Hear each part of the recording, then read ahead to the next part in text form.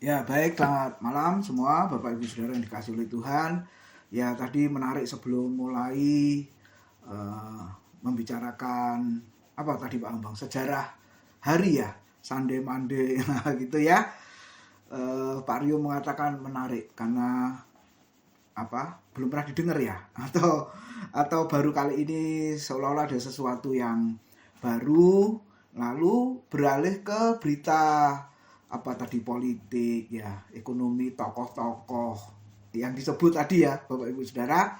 Nah, menarik ya, kita hidup di dalam dunia, kita tahu kondisi dunia ya, situasi yang sedang terjadi saudara-saudara hari-hari di mana kita tinggal. Ya, memang kita harus tahu dan itu menarik.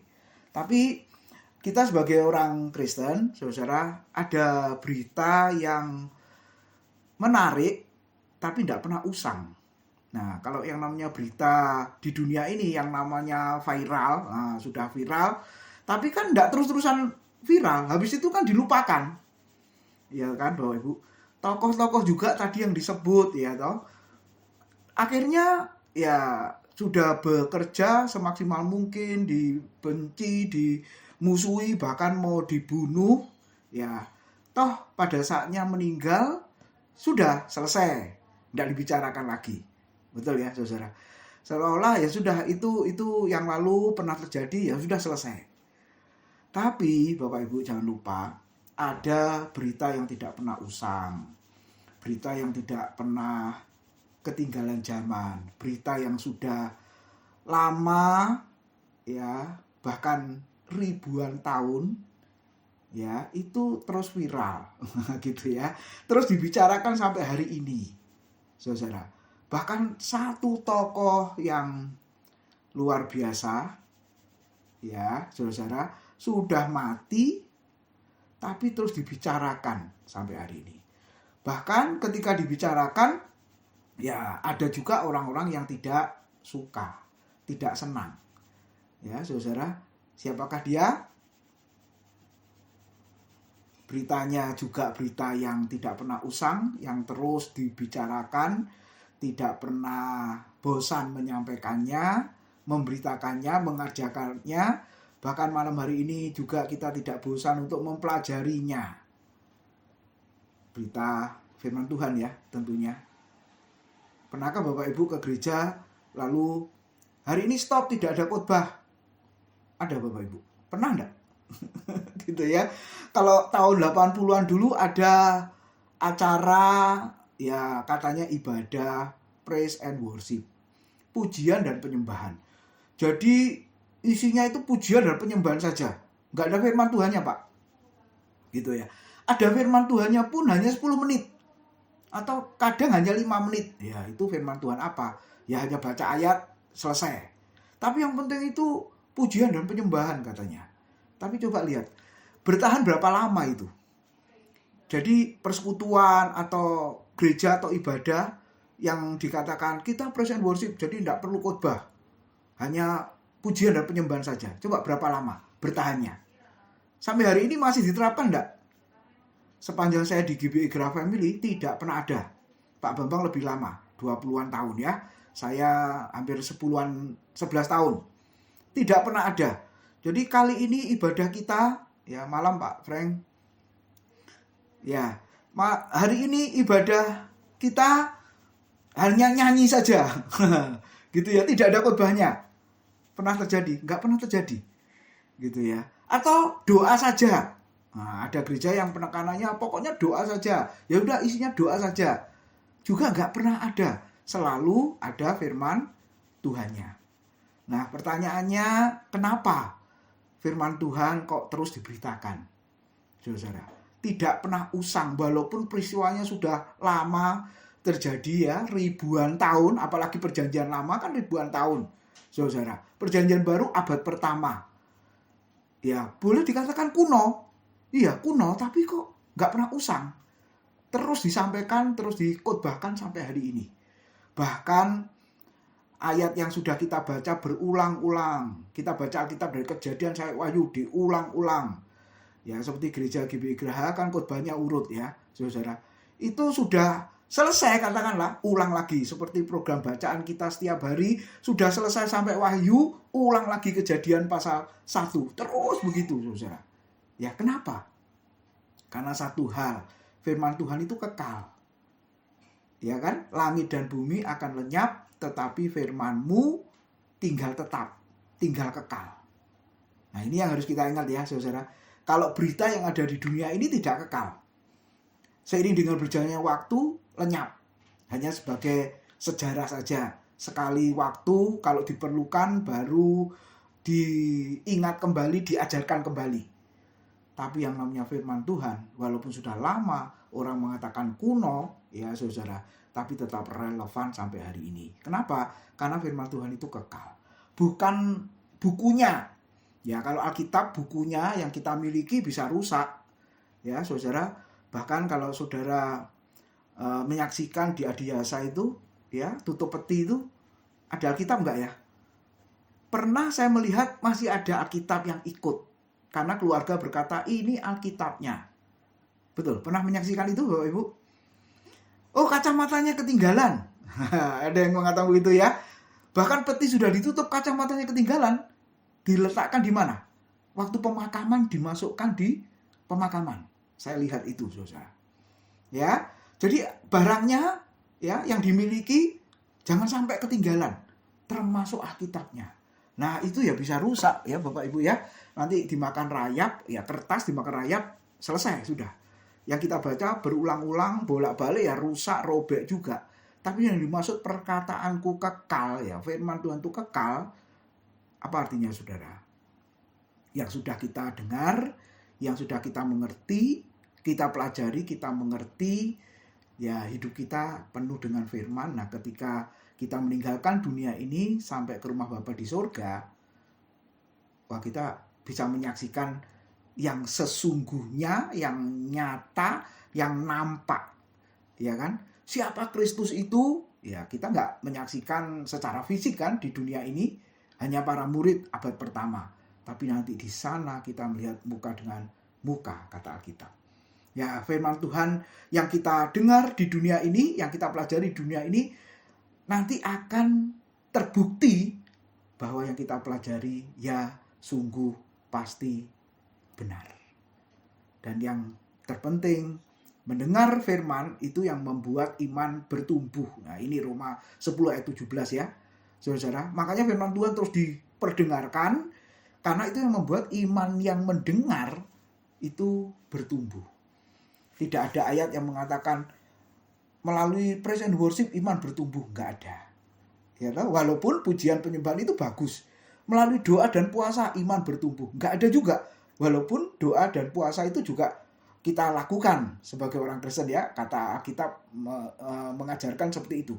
Tapi ada satu hal yang sangat penting, yaitu apa? Melalui firman Tuhan, firman Kristus kata Alkitab, yang kita dengar, yang kita pelajari, yang kita mengerti, itu yang membuat kita bertumbuh. Saya masih kepikiran pertanyaan Pak Adi sama Pak Frank minggu lalu ya, saya kok jadi bingung. Ketika mendengar firman, kok bingung ya, makanya kita belajar saudara-saudara. Bingungnya yang mana, di mana, nah nanti kita akan pelajari bersama-sama. Jangankan Pak Adi, Pak Frank dan teman-teman yang lain, saya sama Pak Bambang juga kadang ya bingung kok. Ya makanya kembali lagi kita belajar, diingatkan bahwa ini kan istilahnya isi hatinya Tuhan. Saudara, ya, pikirannya Tuhan. Nah, bagaimana kita yang sudah berdosa ini bisa menjangkau hati dan pikirannya Tuhan? Kan sulit ya. Orang terdekat saja, katakanlah pasangan kita ingin tahu isi hati dan pikirannya full 100%, apakah bisa? Ya nggak bisa juga. Ada hal-hal yang mungkin kita juga tidak pahami. Nah, apalagi ini tentang isi hati dan pikirannya Tuhan. Makanya kita berusaha untuk mempelajari, berusaha untuk menjangkaunya. Nah, ketika kita dibawa mengerti, ya sebatas itu Tuhan singkapkan kepada kita. Jadi yang pertama firman, yang kedua tokoh. Walaupun sudah mati, Bapak Ibu Saudara, Yesus itu terus dibicarakan sampai hari ini. Ya, bedanya dengan tokoh-tokoh yang lain adalah dia pernah mati, pada hari yang ketiga dia bangkit dan hidup selama-lamanya. Nah, ini yang membedakan. Oke, sebelum masuk lebih jauh kita akan melihat slide-nya Bapak Ibu. Ya, sebenarnya topiknya adalah tentang nubuatan dan penggenapan ya. Nubuatan Yesus di dalam Perjanjian Lama, lalu penggenapannya di dalam Perjanjian Baru. Nah, mengapa mesti belajar PL? Nah, ini yang harus kita ingat ya Bapak Ibu. Lalu yang kedua, PL ini kok agak sulit ya, bukan agak sulit, memang sulit.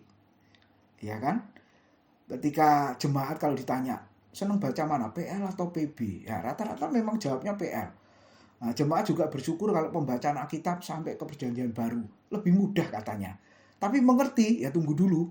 Ya saudara, tapi lebih mudah. Tapi nggak apa-apa, Bapak Ibu, karena ya kita semua kan melalui proses ya. Saya awal-awal belajar Alkitab juga ya sulit, saudara. Apalagi lulus SMA, langsung masuk kuliah teologi, wah sulit. Saya juga mengalami kalau mengajar, Pak Bambang juga, mahasiswa baru masuk semester 1, waduh mereka juga nggak ngerti-ngerti saudara. Kadang saya juga, ini kok nggak ngerti-ngerti, lalu Tuhan ingatkan saya, dulu kamu gimana? Waktu awal-awal, ya sama saja gitu ya. Tapi paling tidak ketika kita memulai, kita akan dibawa Tuhan untuk semakin mengerti sedikit demi sedikit. Makanya khotbah di GBI Graha itu saya masih ingat dulu pernah dimulai dari Kejadian pasal 1, urut pasal 2, terus sampai kitab Ulangan. Kemudian kita break, masuk ke Perjanjian Baru, Matius pasal 1, urut tiap minggu, saudara, sampai surat Yudas terakhir ya. Kemudian masuk ke kitab sejarah, kitab Yosua. Lalu pasal 1 urut, kemudian sekarang kitab Hakim ya, kemarin saya sampaikan Hakim pasal yang ke-19 itu akan terus pasal 20, 21, lalu Rut terus saudara. Nah, saya Pak Bambang punya kerinduan supaya jemaat bukan sekedar membaca, tapi benar-benar bisa memahami runtutannya, bisa memahami sejarahnya, bisa memahami keseluruhannya, Bapak Ibu. Nah, saya berharap malam ini kita juga mengalami yang sama ya. Kita belajar PL dan sekaligus PB ini. Nubuatan janji tentang Kristus kemudian digenapi di dalam Perjanjian Baru. Oke, sebelumnya mari kita lihat satu ayat di dalam Lukas 24 ya. Nanti Bapak Ibu boleh baca seluruh pasal ini. Lukas 24 ayat 25 sampai 27. Ya, berbunyi demikian. Lalu Yesus berkata kepada mereka, ini dua orang muridnya, Kleopas dengan temannya, enggak disebut namanya ya. Hei kamu orang bodoh, betapa lambannya hatimu sehingga kamu tidak percaya segala sesuatu yang telah dikatakan para nabi, yang dikatakan Perjanjian Lama, gitu ya. Bukankah Mesias harus menderita semuanya itu untuk masuk ke dalam kemuliaannya? Lalu Yesus menjelaskan kepada Kleopas dengan temannya apa yang tertulis tentang dia dalam seluruh kitab suci, yaitu Perjanjian Lama, saudara. Karena waktu itu Perjanjian Baru kan belum ditulis ya. Mulai dari kitab-kitab Musa, Kejadian, Keluaran, Imamat, Bilangan, Ulangan, terus kitab sejarah, kitab puisi, sampai dengan kitab para nabi. Nah, jadi saudara perhatikan kenapa kita belajar PL. Karena PL itu membicarakan tentang Kristus. Kristus yang menderita, Mesias yang harus menderita. Nah, ketika orang Kristen, para murid tidak mengerti, ini tegurannya Tuhan Yesus itu keras ya saudara ya. Kita juga nggak enak kalau dibilang, hei kamu orang bodoh. Terjemahan lain itu tolol. Ya, bahasa sosial media kita ini ada istilah botol, bodoh dan tolol. Waduh, itu kuadrat ya saudara ya. Itu benar-benar orang yang tidak mengerti sama sekali. Nah, ketika orang Kristen, para murid Tuhan, pengikut Kristus tidak mengerti siapa Kristus, itu juga dikatakan bodoh di situ. Ya, oke, ayat 32, kata mereka seorang kepada yang lain, Kleopas dengan temannya. Bukankah hati kita berkobar-kobar ketika Yesus berbicara dengan kita di tengah jalan dan ketika ia menerangkan kitab suci atau seluruh PL yang membicarakan tentang Kristus kepada kita? Makanya saudara, kita belajar perjanjian lama, ternyata kalau mau jujur, apa atau kesimpulannya kita belajar PL? Kita belajar tentang Kristus juga. Kristus yang disampaikan, yang diungkapkan, ya memang sifatnya masih nubuat, sifatnya masih janji, saudara. Kalau boleh dikatakan sifatnya masih samar, ya. Makanya ada istilah wahyu progresif, gitu ya. Oke, nanti kita akan belajar bersama-sama. Nah, ini garis besar selayang pandang Alkitab kita, Bapak Ibu. Gitu ya. Perjanjian lama ada 39 buku, lalu perjanjian baru ada 27 buku. Nah, ini kalau anak-anak sekolah minggu ini hafal. Bahkan ada lagunya. Kalau perjanjian lama saya nggak tahu lagunya bagaimana. Kalau perjanjian baru itu lagunya enak. Matius, Markus, Lukas, Yohanes, gitu ya.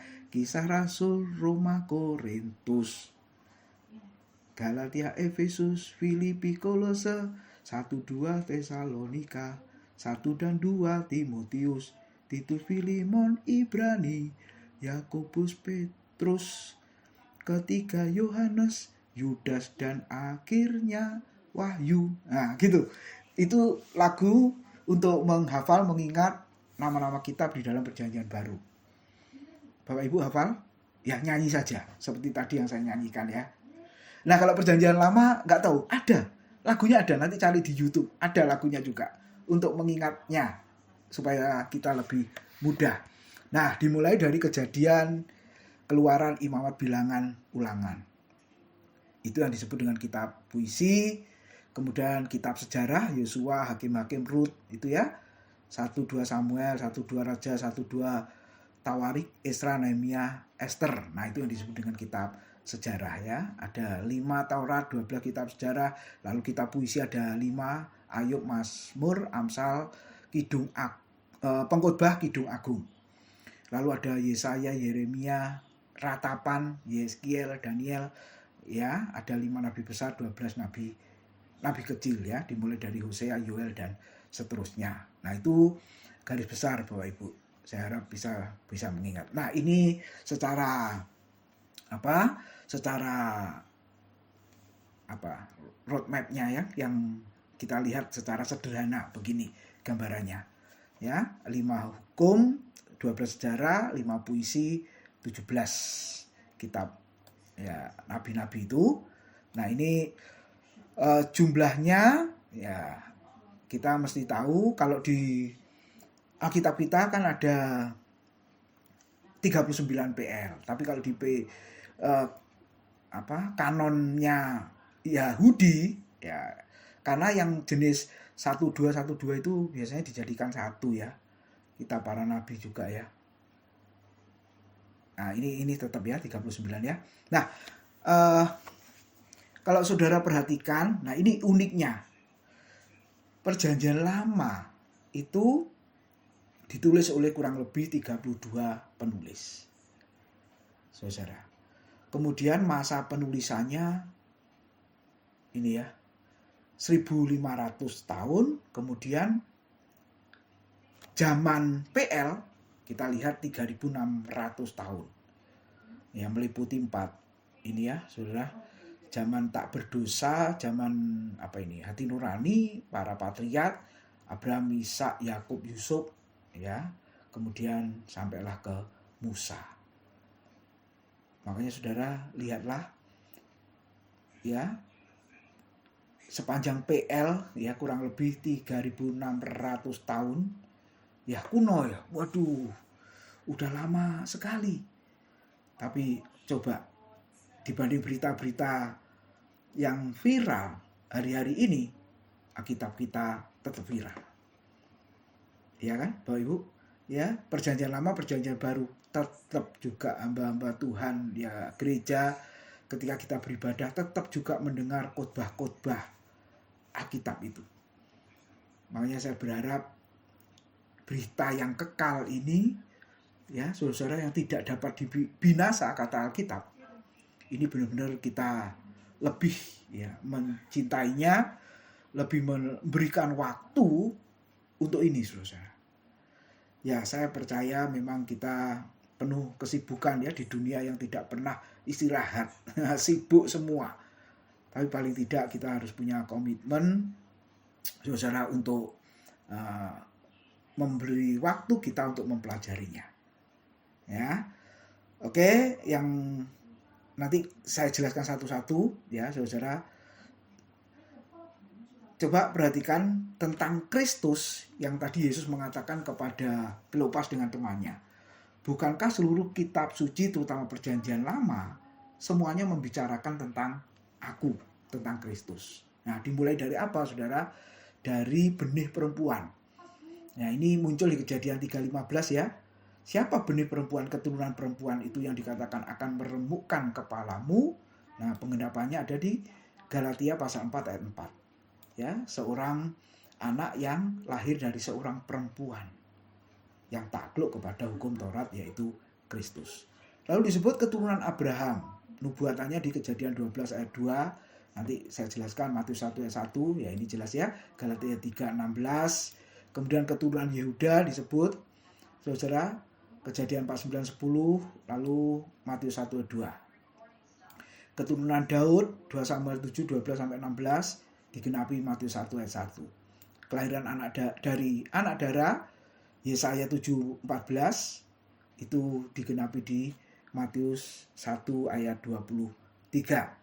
Bahkan lahirnya pun, saudara, disebutkan ya di kota Bethlehem di Mika pasal 5 ayat 2, lalu digenapi di Matius pasal 2 ayat yang ke-6.